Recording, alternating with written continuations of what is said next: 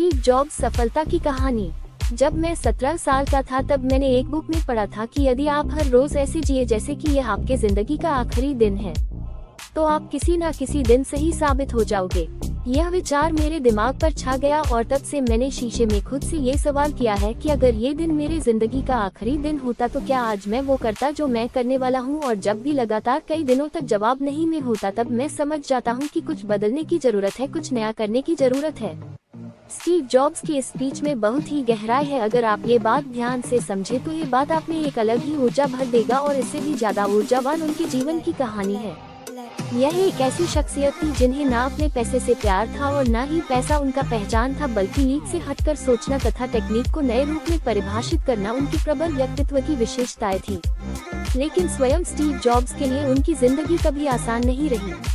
उनका प्रारंभिक जीवन काफी भ्रम और उथल-पुथल से भरा हुआ था। बिना समय गवाए हम उनके बारे में शुरू से जानते हैं। स्टीव जॉब्स का जन्म 24 फरवरी 1955 में कैलिफोर्निया के सैन फ्रांसिस्को में हुआ था। उनका वास्तविक नाम स्टीवन पॉल जॉब्स था, जो उनको गोद लेने वाले माता पिता क्लारा जॉब्स और पॉल जॉब्स से मिला था। दरअसल उनके वास्तविक माता पिता की आर्थिक स्थिति बहुत ही खराब थी और वे ये नहीं चाहते थे कि उनके बच्चे को भी अभावग्रस्त जिंदगी में जीना पड़े। इसीलिए उन्होंने स्टीव को एक ऐसे दंपत्ति को सौंपने का फैसला किया जो उनकी अच्छी परवरिश कर उनको अच्छी शिक्षा दे सके। उनके पिता पॉल जॉब्स एक इलेक्ट्रिकल वर्कशॉप चलाते थे, इसलिए स्टीव का ज्यादातर समय अपने पिता की मदद करने में व्यतीत होता था।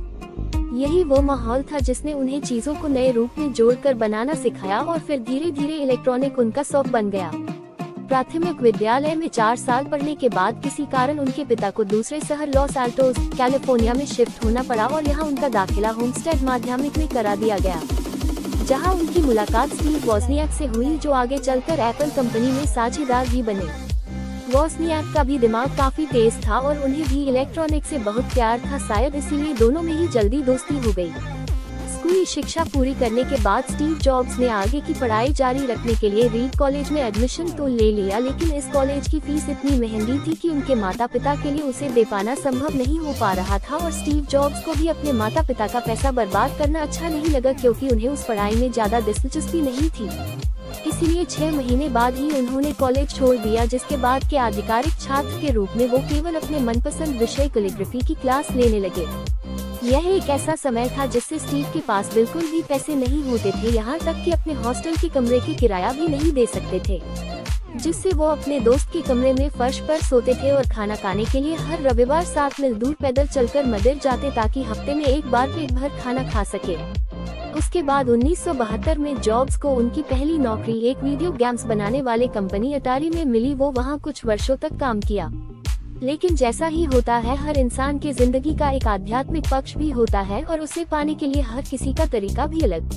स्टीव के आध्यात्मिक पूर्ति का स्थान भारत था और जिसके लिए उन्होंने पैसे बचने शुरू किए। 1974 में वह भारत अपने दोस्त डैनियल कॉटके के साथ आए, जो बाद में जाकर एप्पल कंपनी के एम्प्लॉय भी बने। भारत में वह 7 महीने रहे और बौद्ध धर्म को पढ़ा और समझा, जिसके बाद वो वापस अमेरिका चले गए और फिर से अटारी कंपनी में काम करने लगे और यहीं पर स्टीव जॉब्स और स्टीव वॉज़नियाक फिर अच्छे दोस्त बन गए। दोनों ने मिलकर काम करने दोनों को सोचा और जहां दोनों की रुचि इलेक्ट्रॉनिक में थी तो कंप्यूटर बनाना उनके लिए सही फैसला था और दोनों ने मिलकर अपने पापा के छोटे गैराज से अपने जुनून को हकीकत में बदला। उस वक्त स्टीव की उम्र मात्र 21 साल की थी और इस काम को आगे बढ़ाने के लिए उन्हें एक इंटेल कंपनी के रिटायर इंजीनियर से सहगरोसी प्राप्त हुई और काफी मेहनत के बाद उन्होंने अपना पहला computer San Francisco computer club में पेश किया, जिसे लोगों ने खूब पसंद किया। जिसके बाद 12 दिसंबर 1980 को पहली बार कंपनी का आईपीओ बाजार में उतारा गया, जिससे एप्पल एक सार्वजनिक कंपनी बन गई और एप्पल के इस आईपीओ ने विश्व की किसी भी कंपनी से ज्यादा लगभग 300 व्यक्तियों को रातों ही रात करोड़पति बना दिया।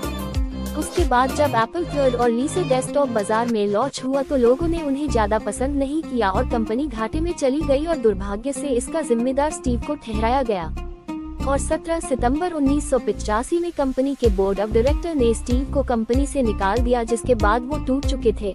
असफलता उन्हें खाई जा रही थी, लेकिन उन्होंने हिम्मत नहीं हारी और अपनी नेक्स्ट नाम की कंपनी खोली और इस कंपनी से उन्होंने इतने पैसे कमाए कि 1986 में $10 मिलियन में एक ग्राफिक कंपनी खरीद ली, जिसका नाम उन्होंने पिक्सर रखा, जिसमें उन्होंने अच्छी सफलता हासिल की। और इधर स्टीव जॉब्स के बिना एप्पल कंपनी घाटे में चल रही थी। तब एप्पल ने $477 बिलियन ने नेक्स्ट कंपनी को खरीद लिया और स्टीव जॉब्स बन गए एप्पल के सीईओ, जिसके बाद उन्होंने एप्पल के अनोखे प्रोडक्ट निकाले जैसे आईपॉड, आईट्यून्स और 2007 में एप्पल का पहला मोबाइल फोन निकाला, जिसने मोबाइल फोन के बाजार में क्रांति ला दी थी, जो आज भी लोगों के दिलों में छाया हुआ है। 5 अक्टूबर 2011 को मात्र 56 वर्ष की आयु में कैंसर की बीमारी के चलते उनका निधन हो गया और अगले ही दिन कैलिफोर्निया के राज्यपाल द्वारा उस दिन को स्टीव जॉब्स डे के रूप में मानने की घोषणा कर दी गई। थिंक डिफरेंट, ये स्टीव का मूल मंत्र था। इतना छोटा सा शब्द है, लेकिन कितने गहराई से लगे हुए इसी शब्द के भरोसे उन्होंने उद्योग जगत को बदला। उनका हमेशा से यह मानना था कि जीवन में यदि हमें सफल होना है तो किसी का भी इंतजार किए बिना अकेला चलना सीखना पड़ेगा।